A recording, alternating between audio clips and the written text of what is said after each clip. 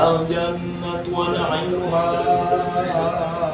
سعد لمن يصلي ويسلم ويبارك عليه. بسم الله الرحمن الرحيم. أبتدئ الإملاء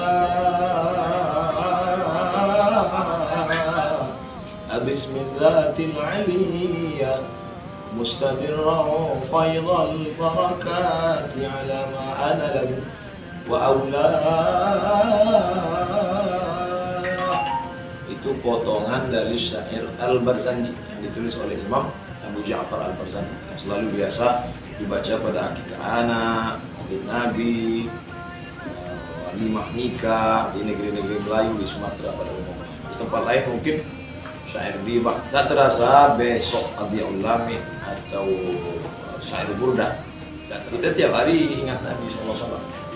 Lalu kemudian kalau ada yang buat acara maulid, maulid itu isinya ceramah, baca syair, kemudian sholat berjamaah, mengingatkan umat tentang cinta Nabi. Kalau umat ini tidak dikenalkan dengan Nabi Muhammad SAW, Sayyidatina Fatimah, Sayyidina Hasan, Sayyidina Husain, nanti anak-anak kita lebih ingat Upin Ipin daripada Hasan Husain. Ingat maulid Nabi, ingat Rabiul Awal, kenalkan Nabi SAW. Tak kenal maka tak cinta, tak cinta maka tak sayang. Bulan maulid, bulan mengenalkan Nabi Muhammad SAW pada generasi kita. Terima kasih.